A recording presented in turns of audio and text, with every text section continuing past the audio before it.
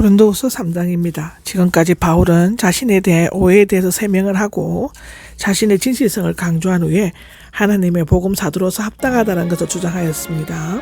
고린도 교사들 중에는 유대적 사상을 가진 자들이 있어서 사사건건 바울을 적대하였으며 그에게 베드로나 야고보 등과 같은 예루살렘 지도자들의 추천서가 없다는 이유 등을 들어 사도직까지 의심하였습니다.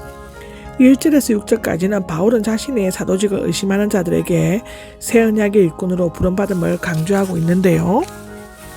여기 또다시가 나옵니다. 이것은 이전에 자신이 사도임을 변호하듯이 한 말인데요. 고린도전서 2장, 3장, 4장에 나옵니다. 또다시 구실로 삼아 대적자들이 비난할 것을 예정하고 나는 또다시 새삼스럽게 사도의 자격에 대해서 설명해야만 하느냐라고 질문하는데요. 어떤 사람들은 바울을 반대하는 사람들입니다. 어떤 사람들이라고 부르고 있는데 그들은 바울을 가리켜 자기를 칭찬하기를 좋아하고 업적을 지나치게 가장할 뿐만 아니라 추천서를 받지 못했다고 비난까지 했던 것 같습니다. 그들은 유대인의 교사로서 예루살렘 교회에서 추천서를 받아가지고 왔던 것처럼 보여지는데 물론 추천서를 쓰거나 사용하는 것이 잘못된 일이 아니며 바울도 추천서를 쓴 일이 있다는 것인데요. 그러나 바울은 자신을 추천하거나 또는 고린도 교회에서 추천서를 보내거나 받을 필요가 없죠. 2절과 3절은 우리의 추천서가 나옵니다. 문자적으로 우리의 편지, 아무런 추천서도 필요하지 않는 이유는 첫째는 고린도 교인들이 곧 바울이 쓴 추천서이기 때문이고요.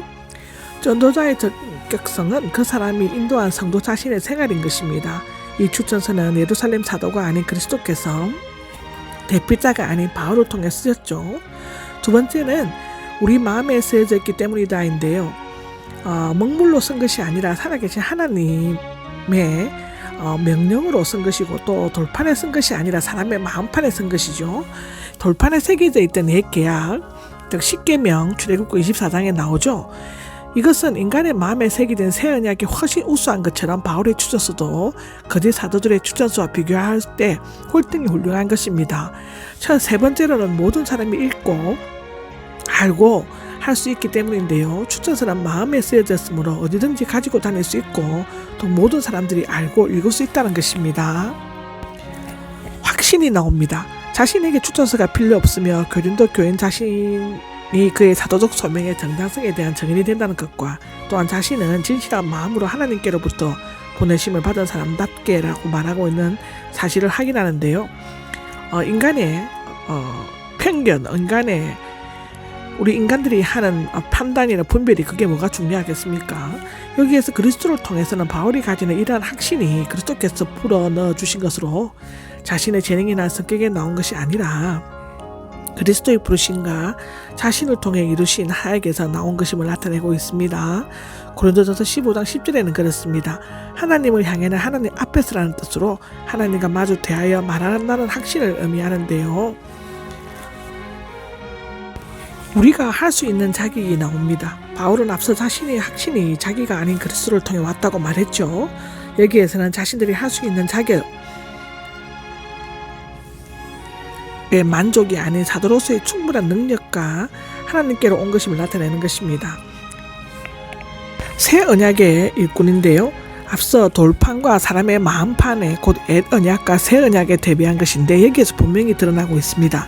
특히 여기에서 새 언약을 강조하는 것은 바울의 반대자들은 옛 언약의 전파자였다고 추측할 수 있고 모세의 언약을 하나님께서 이스라엘에게 요구하신 의에 관해 기록한 계시로서 순종의 맹세와 피의 희생 제물 제시와 함께 주어졌죠. 이스라엘이 이 언약을 충실히 이행하려고 하지 않았을 때 하나님께서는 시간적으로나 질적으로 새로운 언약을 주셨습니다.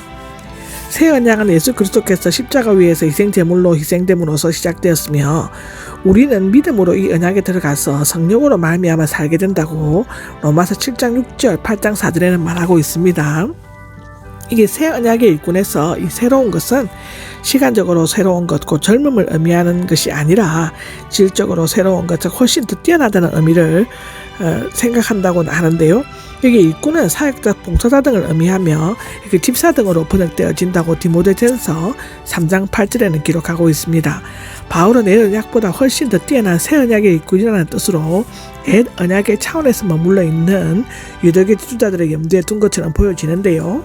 여기 문자 성령이 나오는데 하나님의 구원 계획은 구약과 신약에서 각기 문자와 성령으로 표현되고 있습니다. 문자는 원래 알파벳 문자를 의미하고 점차 문자로 기록된 문서나 책을 의미하게 되었죠. 성령은 영혼, 생명이라는 뜻 외에 성령이라는 뜻으로도 번역될 수 있는데 여기에서는 사람이 살리는 인격체로서의 성령을 가리킨다고 볼 수 있습니다. 여기 옛 언약, 즉 구약은 모세를 통해 율법을 주심으로 시작되었으며 율법의 직분은 율법에 의해 수행됐기 때문에 문자로 새겨넣은 직분을 불러진 것입니다. 그러나 새 언약의 직분은 성령의 은사에 의하여 성령의 감동과 충만으로 수행됐기 때문에 성령의 직분이라고 하는데요.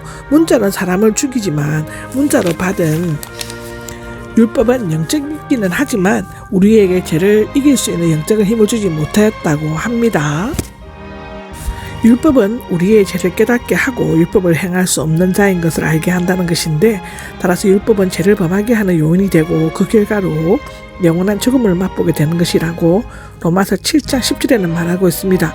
비록 없어져 버릴 일시적이고 죽음밖에 가져오지 못하는 율법의 직분이기는 하지만 율법을 악한 것이라고 하지 않고 그 직분이 영광스럽다고 했습니다.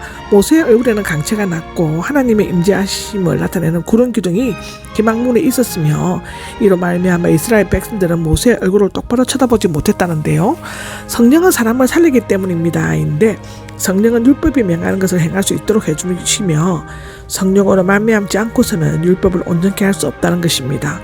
성령으로 말미암아 거듭나게 될 때 율법은 온전히 성취되고 생명을 얻어 죽음을 이길 수 있게 된다는 것인데 새 언약의 일꾼은 성령으로 일하는 것이며 사람에게 생명을 주는 영광된 일이라고 기록되어져 있습니다. 구약 사건을 인용하면서 옛 언약과 새 언약, 율법의 직분과 새 언약의 직분을 비교하여 논함으로써 구약의 직분에 비해 사도직이 영광스럽고 우월하다는 것을 논증하고 있는데요. 이게 새 언약, 즉 신약의 직분이 옛 언약의 구약의 직분보다 더욱 영광스러운 것은 세 가지 이유 때문이라고 성경은 기록하고 있죠. 옛 언약의 직분은 정죄하는 직분이지만 새 언약의 직분은 의롭게 하는 직분이기 때문이라고 9절에 말하는데 옛 언약의 직분은 율법을 범한 사람들을 정죄하였습니다. 로마서 7장 11절에 기록되어져 있죠. 성령으로 말미암은 새 언약의 직분은 사람들로 하여금 율법을 완성하신 그리스도를 믿게 하고 그의 애를 힘입도록 만들었습니다. 이것 또한 로마서 3장에 기록되어져 있습니다. 옛 언약의 직분은 과거에 작은 영광을 가졌지만 새 언약의 직분은 현재 더 뛰어난 영광을 가졌기 때문이라고 10절에 기록되어 있는데 해가 떠오르면 촛불이 빛을 잃어버리듯이 옛 언약 시대에 영광스러웠던 모세의 직분은 새 언약 시대에 그리스도께서 오심으로써 그 빛을 잃고 말았습니다. 옛 언약의 문자의 직분이 영광스러웠다고 하면 새 언약의 성령의 직분은 얼마나 더 영광스러운 것인가입니다.